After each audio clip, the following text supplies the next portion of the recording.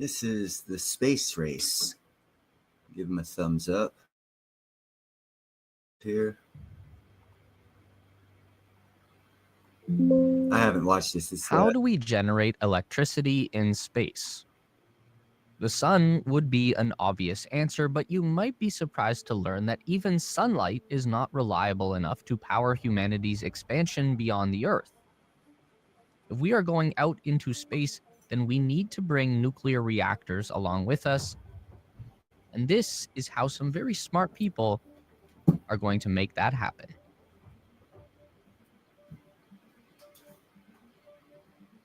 There is probably no better example of the crossover between space exploration and nuclear power than the California startup Radiant. This company was founded by a man named Doug Bernauer. He was an engineer at SpaceX for 12 years on his own, and during that time in the spaceflight industry, Doug worked on some of the company's most critical projects. When he joined in 2007, SpaceX was in the process of certifying their initial Falcon 1 rocket. It would take 4 attempts for Falcon 1 to successfully reach orbit, and Doug was one of the engineers who worked on that 4th rocket booster.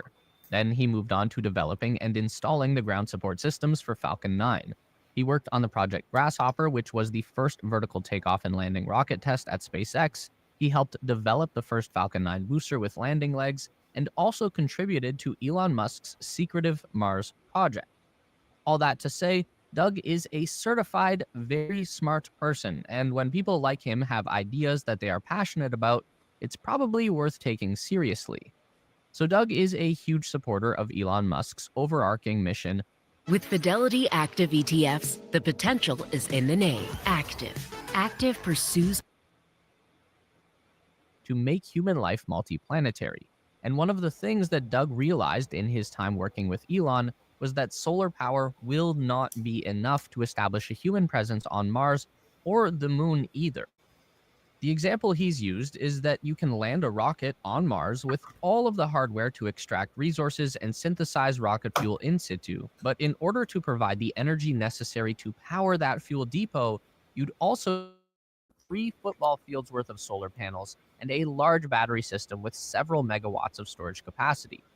Alternatively, you could integrate a very small... Look at the name there. Rolls-Royce. I did a show 2.5 years ago, and I had suggested, this is not financial advice, I'm not a financial advisor, but I had suggested people who watched my channel, there was like 5 or 6 people back then, look into buying that one sector of Rolls-Royce that was getting into micronuclear. And this is about nuclear energy in space. And the logo they decide to use is the Rolls 1,500% profit on that call that I told him about. And this right here is another kind of feather in the cap for the Rolls-Royce nuclear energy program. Micronuclear reactor into that fuel depot rocket and have all of the power that you need. That is what Doug and his team are pursuing with Radiant. Their first product will be a portable nuclear microreactor that can be easily and safely transported in the back of a truck or the cargo bay of an airplane. A reactor that can go anywhere in the world, from the bottom of the ocean to the top of a mountain to the Arctic Circle, and if Radiant can accomplish that goal of a go-anywhere portable reactor on Earth, then they can easily build one that will fly to space.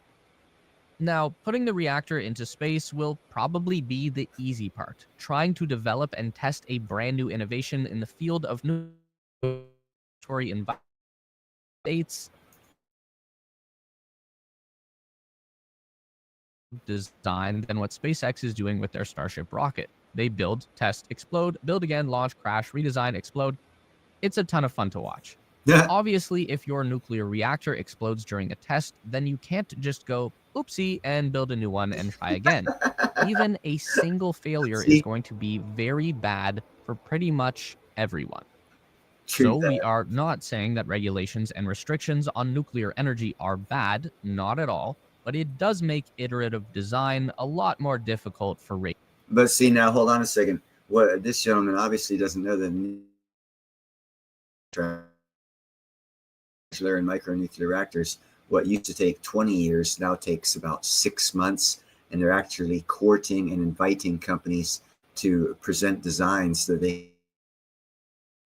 with through the regulatory process to get it out to the consumer. So this gentleman's actually, even though he has 458,000 subscribers and it's the space race, he's not fully informed as to the most updated information.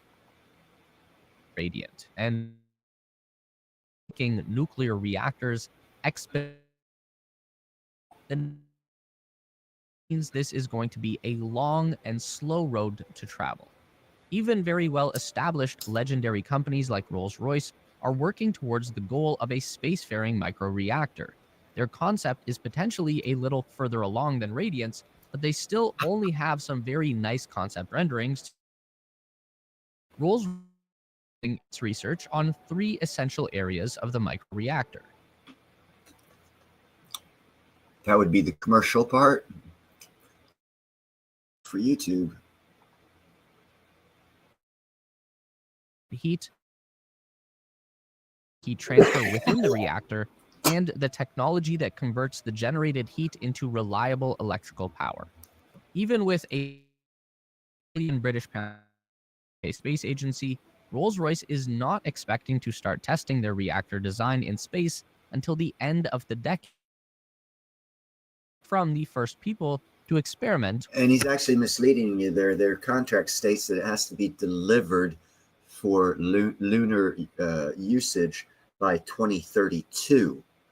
So if it has to be delivered, the testing has to be done several years before that, which is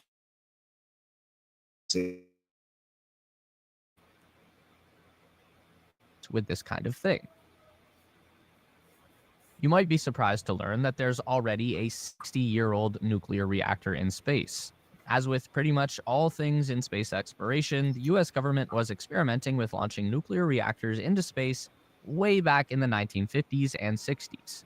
They were also straight up nuking space as well with giant bombs. We have another. And everyone hears this and thinks, oh my God, we nuke space. When I hear this, my 60 years, and they're just now giving them to the public for our energy uses to stabilize prices and bring down energy prices. Those greedy bastards. Their video on that.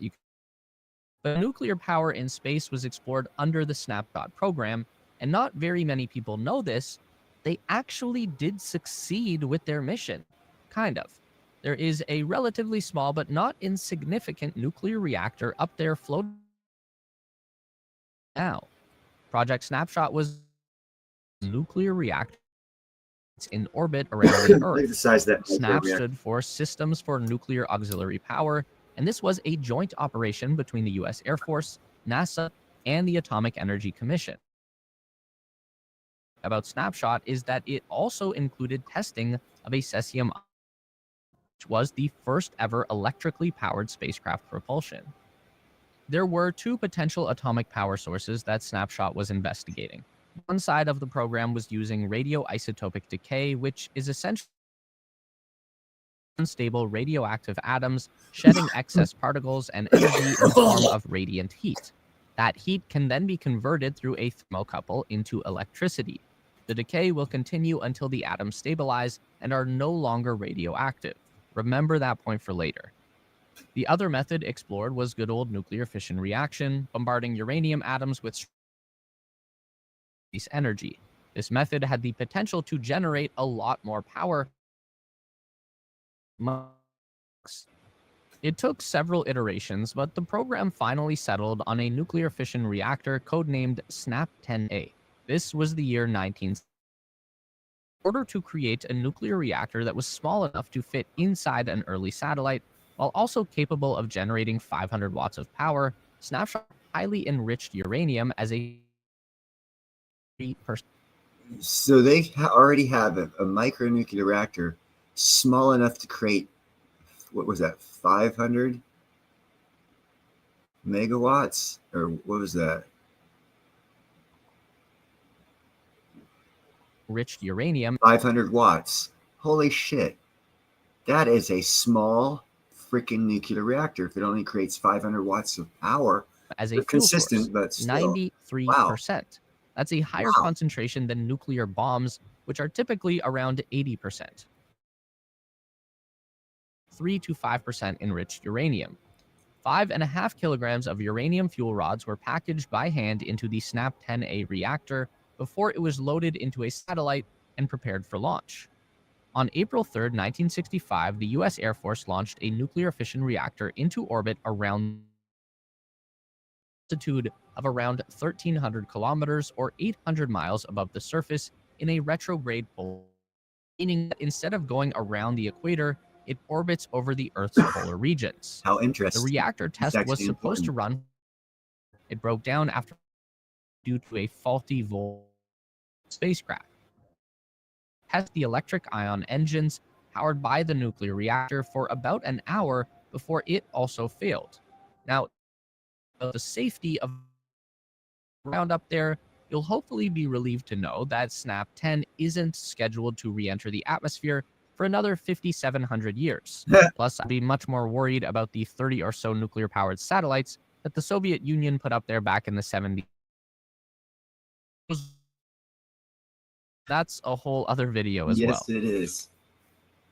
Yes. NASA did end up launching several nuclear-powered spacecraft of their own over the years, but for these relatively small deep space missions, they opted for the radioisotopic decay power source. This is how the Voyager probes have been able to continue doing science observations as they travel far beyond the solar system. It's also what powers the latest generation of Mars rover, Curiosity and Perseverance. Because just like Doug Bernauer told us earlier, solar power is not sustainable for long-term operation on Mars. We can use solar to get things started, but long-term, we need nuclear energy to explore beyond the Earth. This even goes for the moon, which may be a lot closer to the sun than Mars, but is actually an even less likely place for solar power to succeed. You see, the biggest problem that we've had with trying to explore the moon is the lunar night. We get 14 Earth 14 days of days. continuous fantastic for solar-powered exploration, but then we experience 14 days of night, which tends to leave any lander or rover totally dead and frozen solid. A few have been able to wake up when the sunlight returns, but Hey, what's it's up, far Team from an Trumps? ideal situation. When we look at NASA's Artemis plan for a permanent human settlement Thanks on for the stopping moon, by, brother. a lot of that hinges on exploring the bottoms of giant impact craters at the lunar South Pole. Now, the advantage of the South Pole region is that it is mostly Good to be exempt number one. from the lunar day and night cycle. There are places where the sun always shines, but all of the resources that a legitimate presence are at the bottom of those craters in regions where the light from the sun has never penetrated. We're talking permanent darkness. So the pursuit of nuclear energy in space is only going to accelerate in the years to come, as the Americans, the Chinese, and Elon Musk race to stake their claims on the moon and Mars. Small, portable, and powerful nuclear fission reactors will have an important role to play. And obviously, hearing that, one would imagine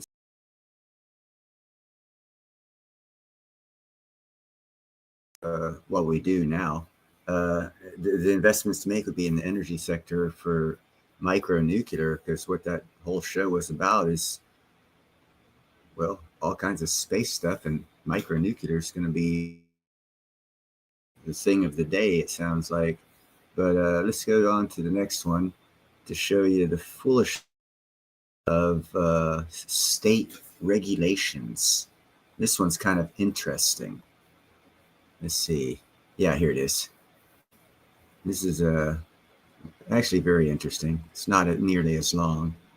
It's the from largest Fox. ferry system in the entire country with 21 ferries, but that is not enough with delays and unreliable sailings.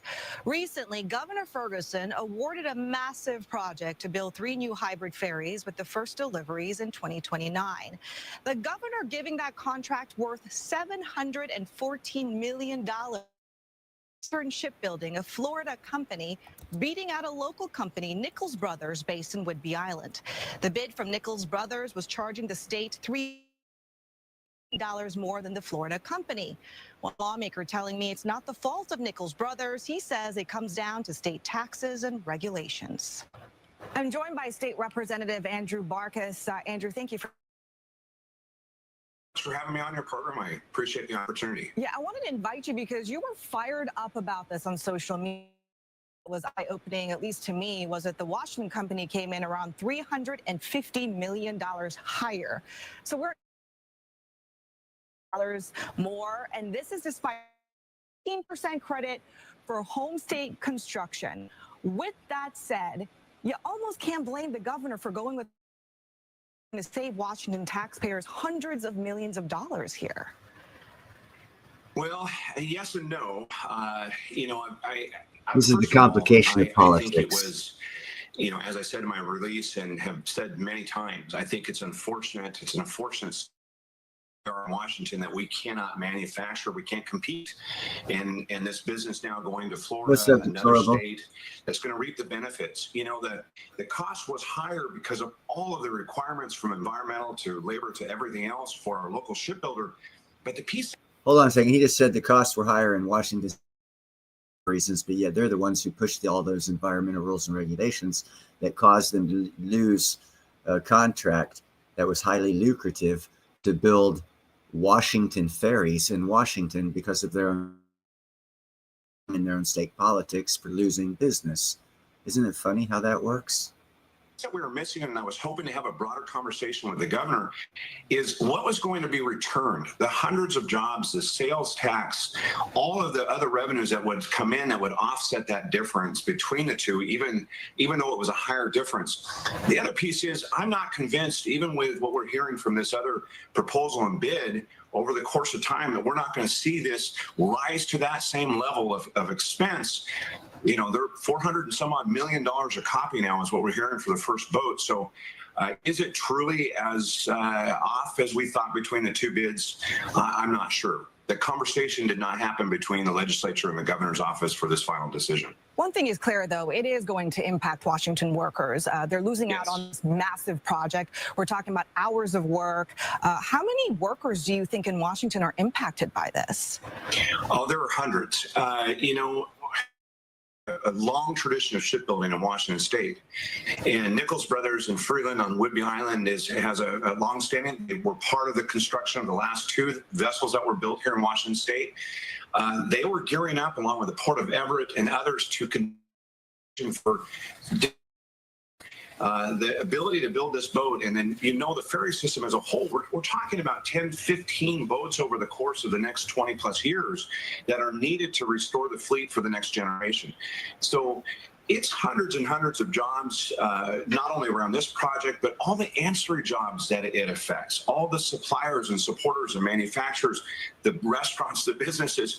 There's a lot of impact. That's why we had the Build in Washington provision before. Now, I was supportive of us looking throughout the entirety of the country to see what would be competitive and hopefully drive that back here.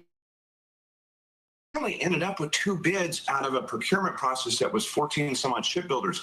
Again, that should tell you a lot about the state of Washington and the problems that we have in attracting and doing manufacturing here in our own backyard. Yeah, and you brought up Nichols Brothers, and Nichols is the one that lost out, and then you had Eastern Shipbuilding. That's the Florida company that won this bid. But moving forward, you're saying that it's the state's fault in part over the taxes that has created this issue. What needs to happen then moving forward? I mean, you're a lawmaker. You've been in that position for a really long time. So, this is not an issue that just came up. Well, I think we have to undo the mess that has been the last decade plus. If you go back just a few short years, 10 years, I've been the ranking member on transportation. I've been highly involved in this entire ferry process and dilemma and crisis that we've had. If you go back just a few short years, we were ready to build 4 boats here in Washington State. The governor changed that direction when he decided to put his climate agenda above everything else and electrify the entire fleet, which changed the trajectory of what we were doing in building boats. The cost went extraordinarily high, not only for the boats, but all the other ancillary things that have to do with that. I think it's time that we have to sit down. I think Governor Ferguson has an opportunity to change course. I think that we need to have a broader conversation between the legislature and the executive branch. So is this the state of this be less liberal and start deregulation and lowering taxes?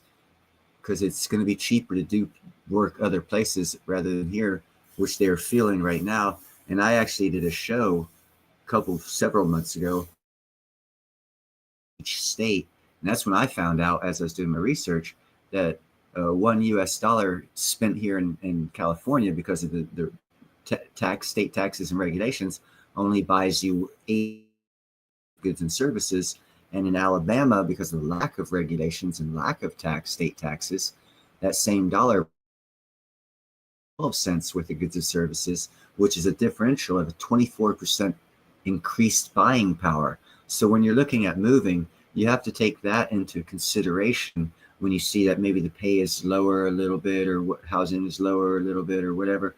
Look at the dollar, almost 25% due to state rules and regulations. And when the state rules and regulations are such that a dollar bill buys less than $1 worth of goods and services, the taxes and regulations of that state are killing. There's a local Washington company, boat builder company, lost the bid to build local Washington ferries, and $24 million more expensive because they had to follow local rules and regulations and taxes. On what we're going to do moving forward, we just had a What's meeting up, here in William? Seattle just a couple days ago, the Transportation Committee, where we had a briefing about what the state of it is.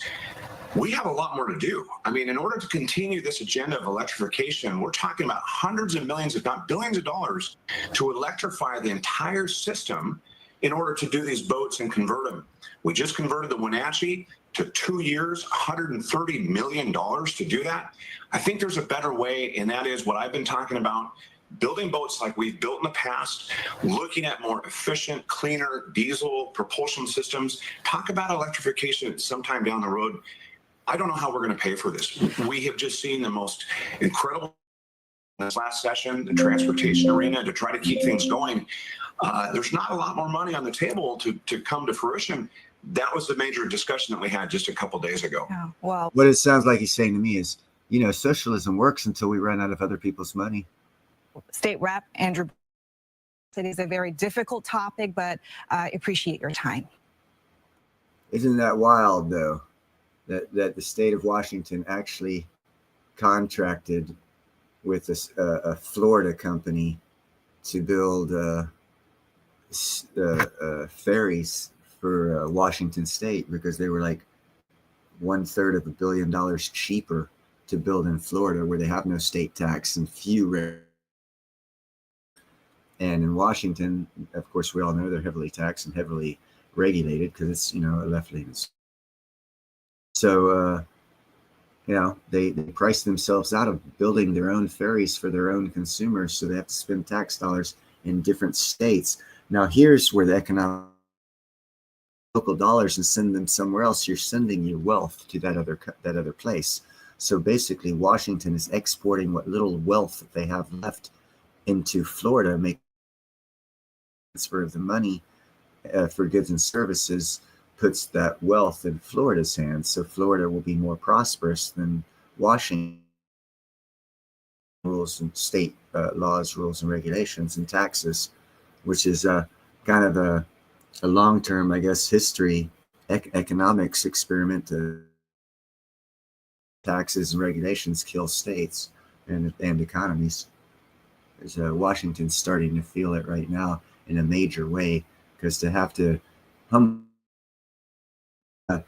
Portland, we're going to get 3 new ferries, but because of our own rules, regulations, and environmental laws, they're way too expensive to build here. So you guys aren't going to get the work. So your tax dollars going to Florida, where they're going to build them there.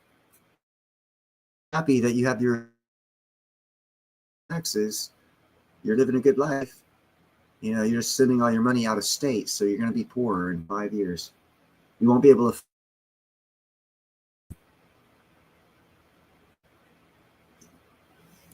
If I restart my computer, the live stream will be over. Damn communist. All right, let's see. I got one more video. It also has to do with space mining.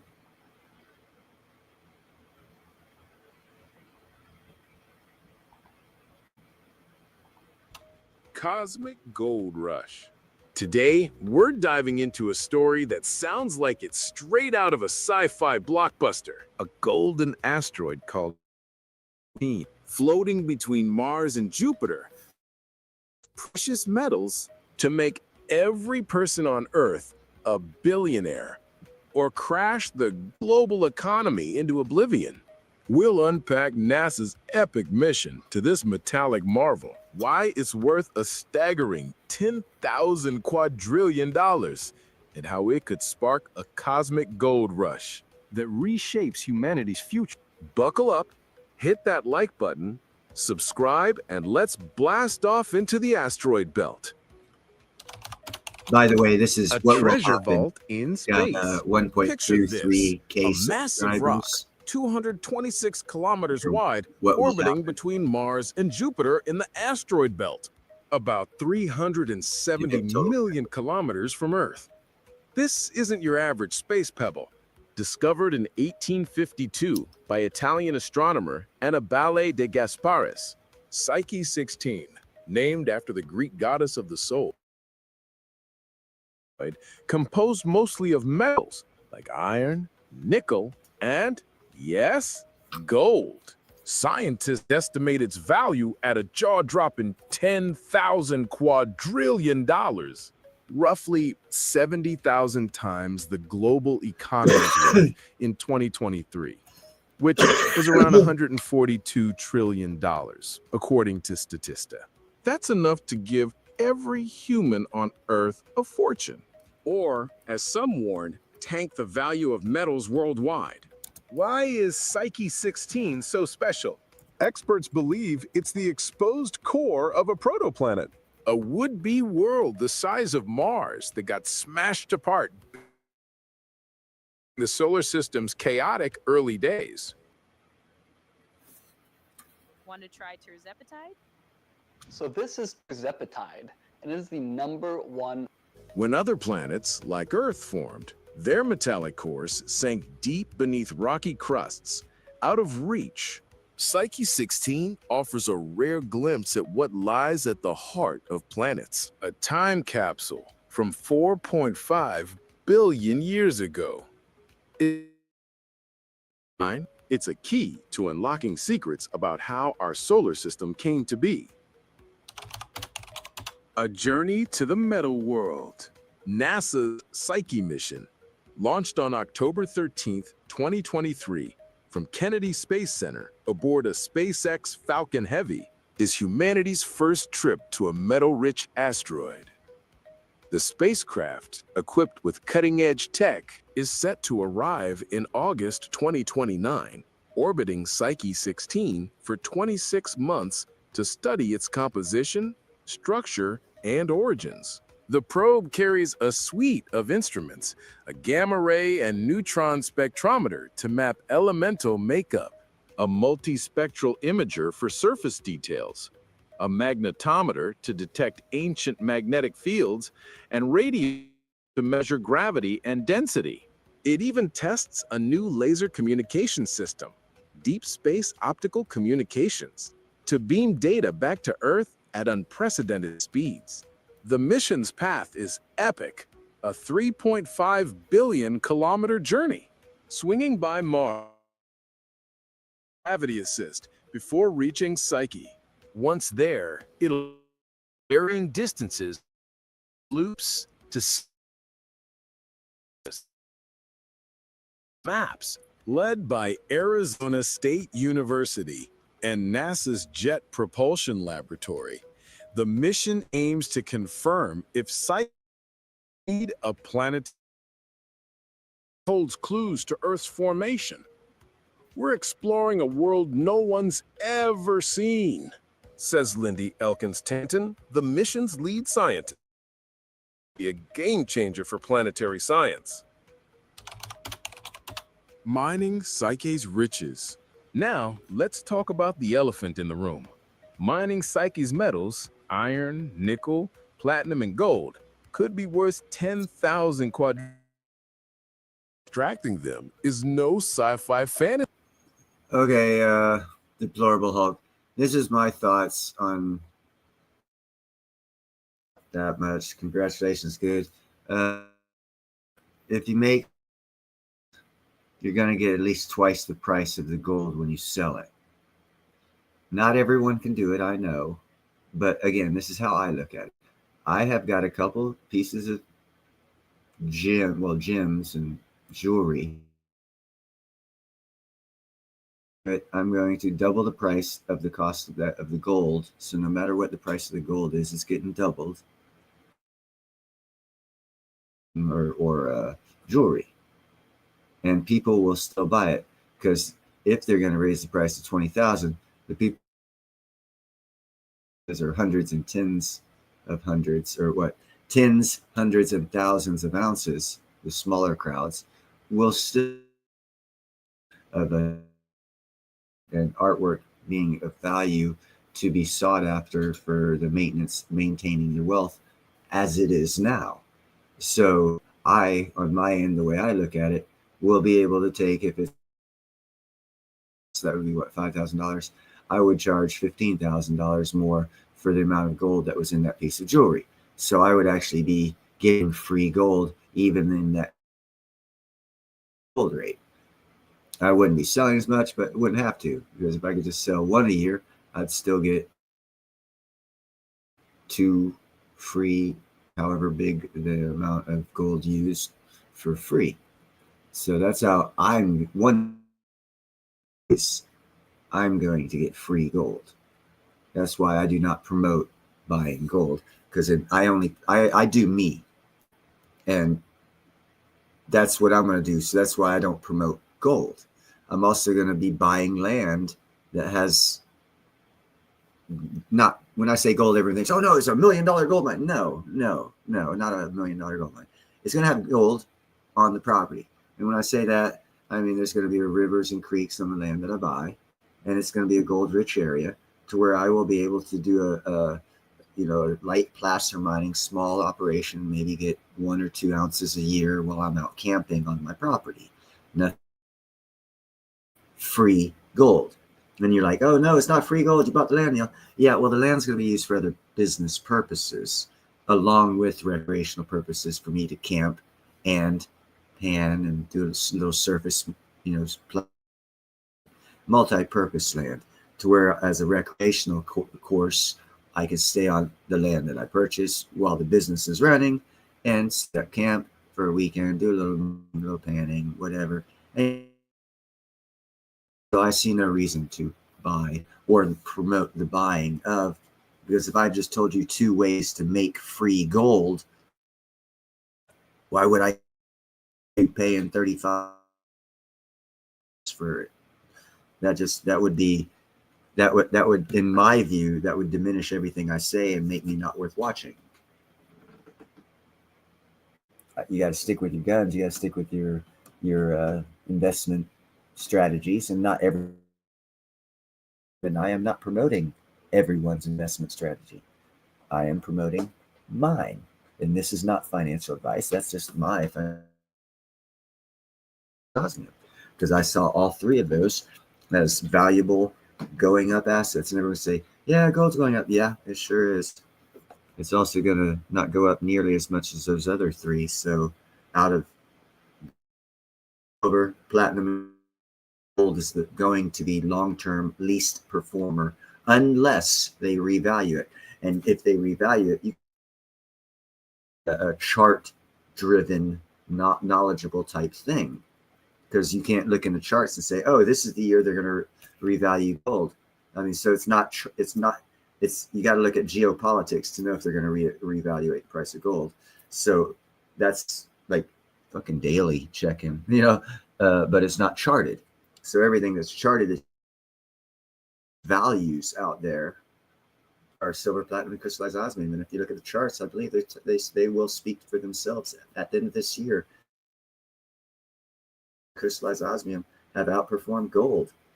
So and then you'll be like, well, damn, I know this dumbass who didn't graduate silver, platinum, crystallized osmium, and it turns out they're actually pretty good performers. Isn't that interesting? Better than gold, just like you said. And that's how it will be. Not right now. And they won't be better performers than gold if gold gets reevaluated to 20,000. I don't know how the evaluation of other precious metals will take place if gold gets reevaluated, because then obviously silver, platinum, all of them will have to be reevaluated, I would think. I mean, I wasn't alive in 1933 to know if that happened. It works. So that's that. Now we'll get back to the video. To see anymore. The mission isn't about hauling gold back to Earth, but it's a first step toward asteroid mining, an industry that could redefine our economy. Tell me if you're feeling this way. The internet that we've all so come to depend on has become one of the most dangerous places you can go. Oh, commercials, commercials, commercials.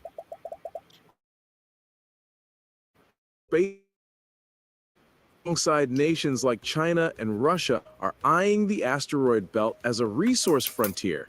A 2024 space policy report predicts the global space mining market could hit $4 billion by 2027, driven by demand for rare metals used in electric vehicle batteries, quantum computing, and imagine using Psyche's iron and titanium to build lunar bases or Martian colonies, or its platinum for next-gen tech.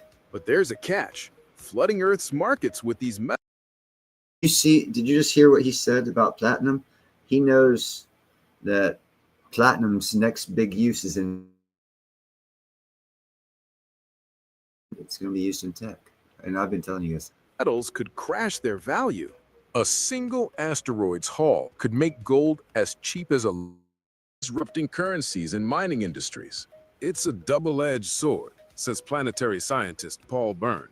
Psyche could fuel a post-terrestrial economy, stabilize. Ethical questions loom large.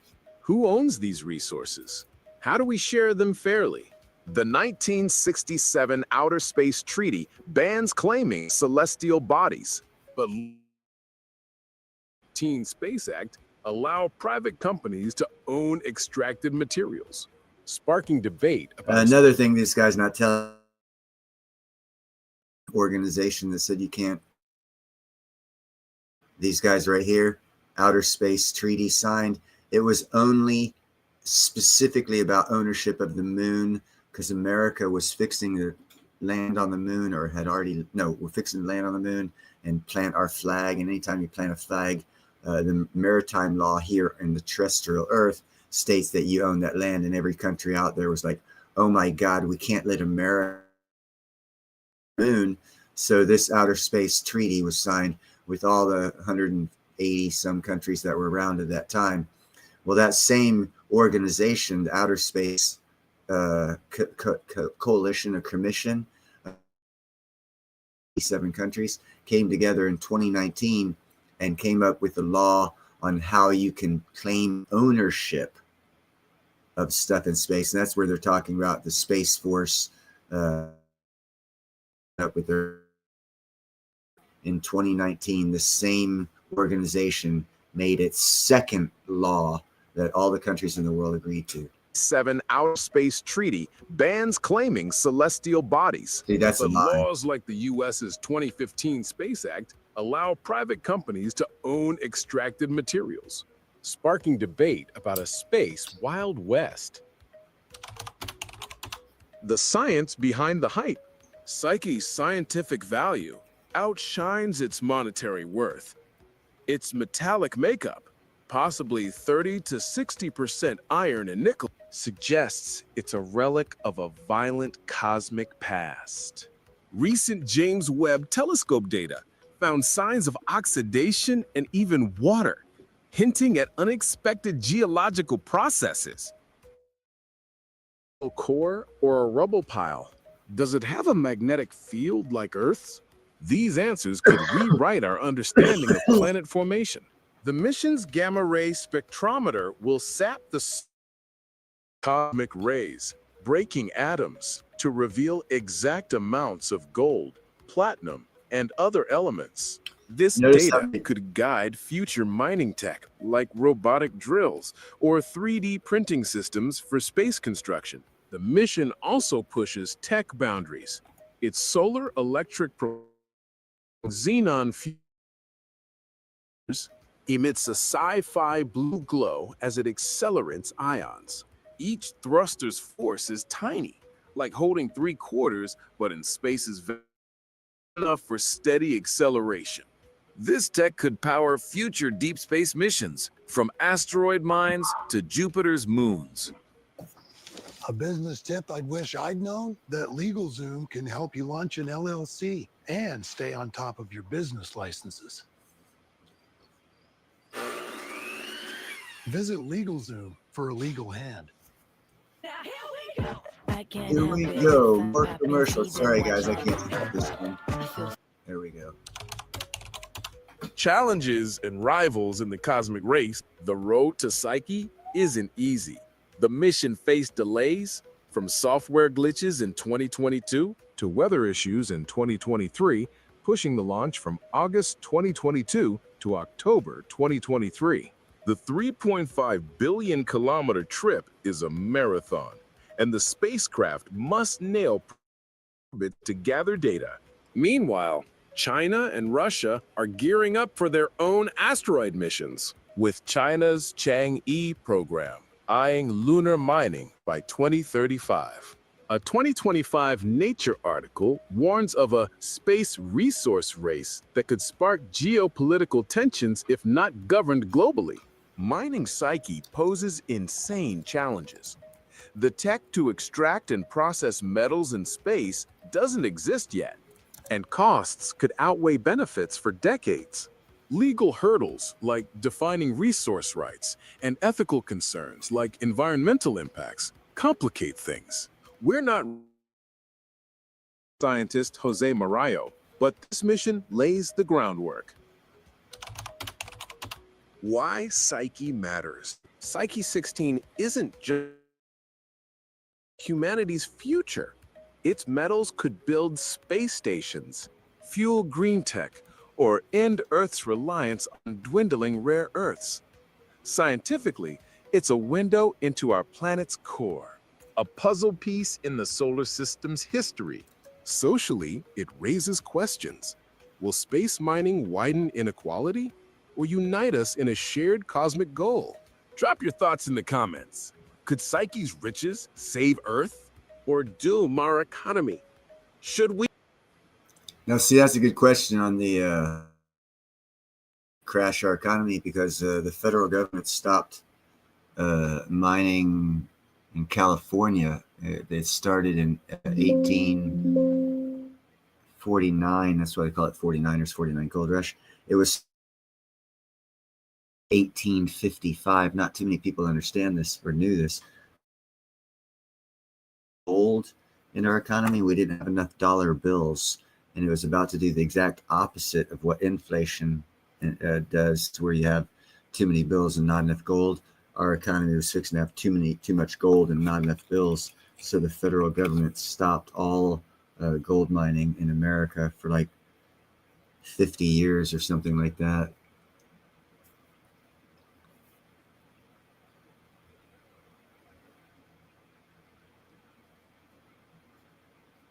Yeah, he's playing it. He's playing a game most people don't understand, and that's why he's winning. But it makes him look like shit. And he might or might not have done some bad things in his past. I don't know. What I do know is right now, we can't trust anything we hear. Actually, not just in an economic, like I said, man, we're in an economic World War III. There's all kinds of wars. You got the PSYOPs war, physical war, and there's an economic war. And that's what we're in. And it's a fight for the freedom of Americans' economics over other countries. Ultimately means is eventually the Federal Reserve has to go away, because that's the means of control, the ultimate means of control of foreign entities over our economy and every individual that pays income tax. Because you didn't start paying income tax until 1913. The creation of the Federal Reserve also created income tax. And you know what it ended? It ended tariffs on other countries, because America was able to go another war and do a lot of other things. And there was no income tax. We were able to afford it through taxes and tariffs on other countries. Living as who watches this program, we were born into slavery, thinking that an income tax based economy and a two-party system is only so as of the beginning of 1913. So yeah, for you it's normal, but it's actually quote unquote economic slavery, and you were born into it. So what happens when tariffs come back to make it more free of the income tax? What happens if you get rid of the income tax? The Federal Reserve will go away. Interesting concept, because they're funded by income tax, and income tax is also unconstitutional. Put it together, people. It's a bigger fight than you think.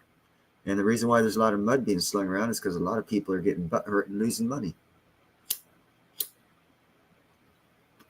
And as in any time in history, when rich people start losing money, they throw temper tantrums and try to get back and lose control or whatever it is they just lost. But a lot of wealthy people are losing a lot of crap right now, and they are not happy.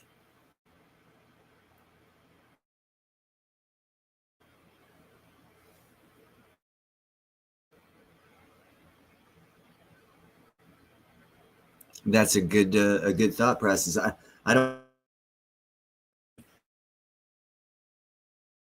It is being looked into by other companies to be done, or well, for example, England and Rolls-Royce looking to work together to make a small modular reactor for a lunar base, so that of a country business relationship of the Rolls-Royce company, and that's in England. Here in America, relationship with a couple companies, not just the two I'm mentioning. There's a couple others, but the two I'm mentioning are the two I'm keeping an eye on, and that's all I report on is what I'm doing, not what other people are doing, or actually even what the market is doing. And that would be OKLO and NNE. They are both small and micro nuclear reactor companies. And I've been saying to look at those two here in America for a while, because the same thing that happened. And if William is still here, he'll tell you he's made massive profits off the deal. The same thing's going to happen with NNE and OKLO. They're going to go up massively, and you'll make 1,000+%.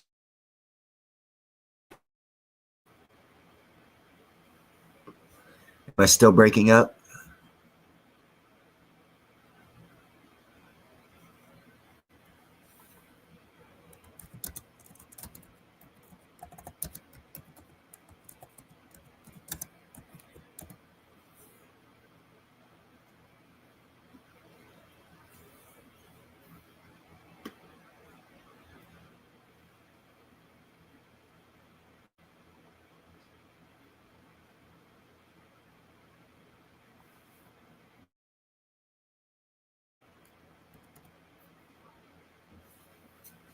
Am I speaking clearly, or am I breaking up, knackers?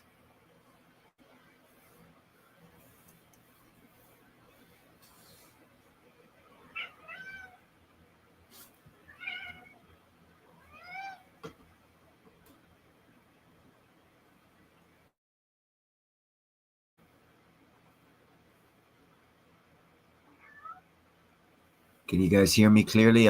My audio was giving me issues.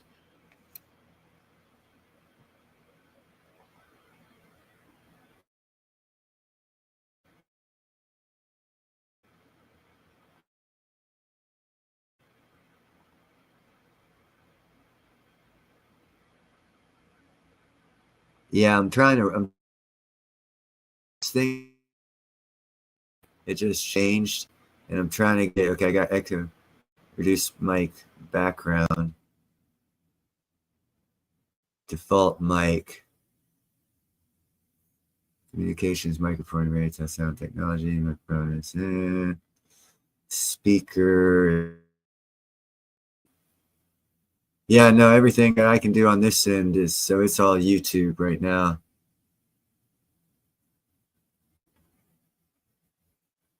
Well, that kind of avoids me trying to get.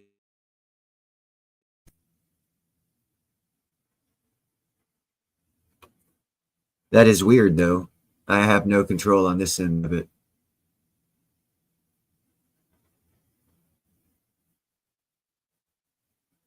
I'm going to the YouTube section.